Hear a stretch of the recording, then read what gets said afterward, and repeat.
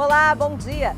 O Imóvel Class TV de hoje faz uma blitz em Porto Alegre. Nós fomos às ruas saber qual a situação dos fios nos postes e das marquises. A prefeitura vai multar os responsáveis pelas que estiverem em condições perigosas. Em ano de crise, comprar imóvel pode sair mais barato. É hora de pechinchar. E a gente visita uma fábrica na zona de norte de Porto Alegre, para uma pequena fábrica de deixar a casa cheirosa.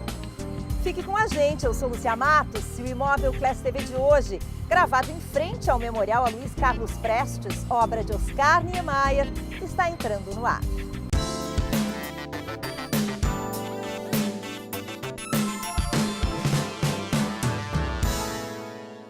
Eles são tão comuns que já fazem parte da paisagem, mas causam medo em quem circula pelas calçadas. Nós fomos às ruas da capital saber se todo o emaranhado de fios nos postes está no lugar certo. Basta erguer os olhos. Eles estão espalhados pela cidade inteira. São quilômetros de fios que cruzam ruas, escondem casas e quase tocam os pedestres. A companhia de energia elétrica fez a substituição dos postes e o serviço da parte elétrica. Está perfeito. Porém, os serviços auxiliares que ocupam também os postes da companhia elétrica, né, que se não me engano são os permissionários que utilizam os postes, fica tudo abandonado. E não vejo ninguém que cobre, que faça a melhoria. Tem cabos totalmente irregulares aqui soltos, ao alcance da cabeça do cidadão que passa ali, né? E alguns cabos, inclusive, sendo sustentados pelo próprio cabo que alimenta o sinal para a residência. Quando há ventos fortes ou chuvas intensas, esses cabos soltos causam prejuízos a quem mora perto deles. Nós estamos sujeitos ao tempo, ao vento, né? E não só ao telefone, como à própria energia elétrica, né? Como a gente tem assistido aí, esses vários temporais e os vários problemas que tem causado e a companhia até não consegue dar conta dos reparos. Apesar destes incômodos, a maior parte dos fios não oferece risco à segurança de quem passa pela rua. Esses mais baixos são de telefonia, internet e TV a cabo. Os que podem liberar descargas elétricas são os de energia e ficam mais ao alto. No entanto, quem não sabe a diferença entre um e outro fica com receio. Eu nem chego perto, tenho um medo danado que tu nem... A senhora tem medo que possa dar chuva? Claro, principalmente é dia de chuva, né? Ventania, essas coisas. É comum isso aí nas esquinas, às vezes cai o fio, a gente não sabe se tem carga, se não tem carga, né? Esses dias até um caminhão ficou preso e arrebentou o fio. Raramente os fios de alta tensão ficam ao alcance dos pedestres. Porém, algumas casas, como essa aqui, utilizam os fios de maneira inadequada. Aquela ligação ali é de responsabilidade do proprietário da residência. É óbvio que, de qualquer modo, da forma como está instalada, é risco a qualquer pessoa que eventualmente passe por ali, porque está baixo e além de estar assim, de um jeito totalmente irregular. Bom, do outro lado da rua, muito próximo a essa casa, tem um fio que se eu levantar a mão, toco. Ele não representa um risco, né, Sérgio? Mas não está adequado, está irregular, né? Está irregular, sim. E, nesse caso, esse cabo é um cabo de fibra ótica, um cabo provavelmente de telefonia, um cabo de sinal de TV, enfim, né, ou internet. E esse cabo certamente deve ter caído a ancoragem dele lá no poste, porque provavelmente esse é um cabo operacional, não é um cabo que esteja abandonado e pelo que se vê, só que eventualmente aconteceu que rompeu a ligação que o mantinha. Em Porto Alegre, uma alternativa prevista em lei determina o uso de redes subterrâneas em alguns pontos da cidade, como no centro histórico e em determinados parques. A implantação em toda a capital, porém, gera uma grande discussão, porque custa de 5 a 10 vezes mais que a fiação aérea. A vantagem, ao longo do tempo, acaba compensando esse custo inicial maior, né? E até porque depois vai ter bem menos reparo ao longo dos anos, né?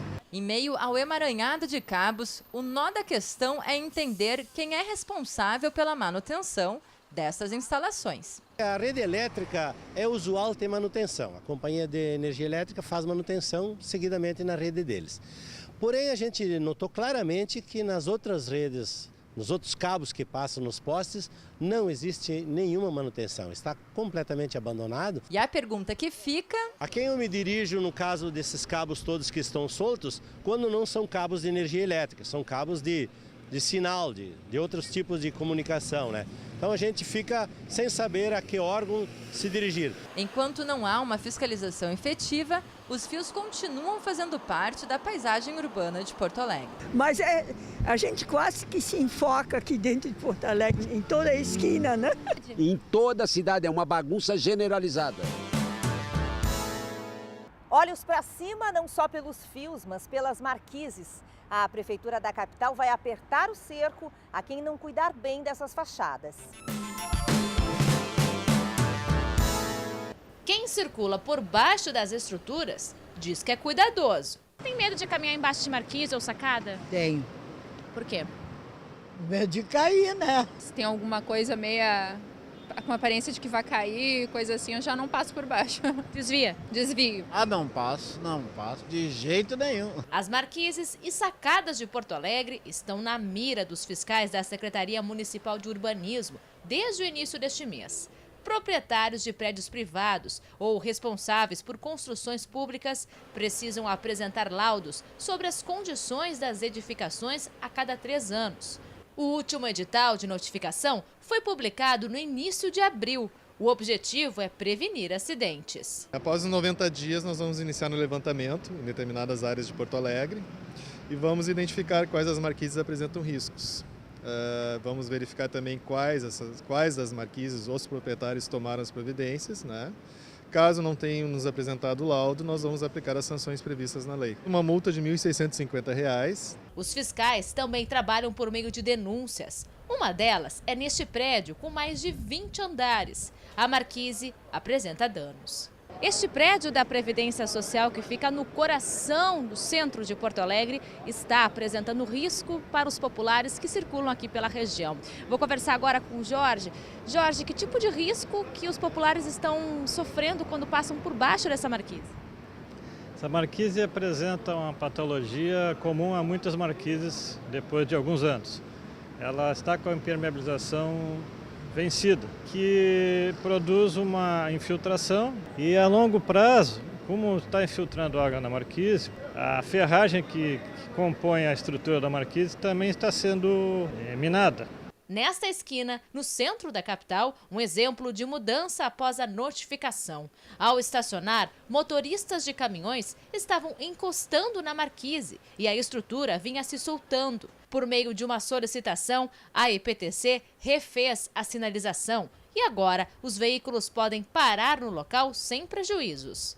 De acordo com dados da Secretaria, entre 2010 e 2015, 950 laudos foram analisados pelos técnicos da SMURB. Destes, 40% tiveram a estrutura reprovada. Em instantes, a gente fala do mercado imobiliário. Em ano de esfriamento da economia, é tempo de abusar dos descontos na compra do imóvel.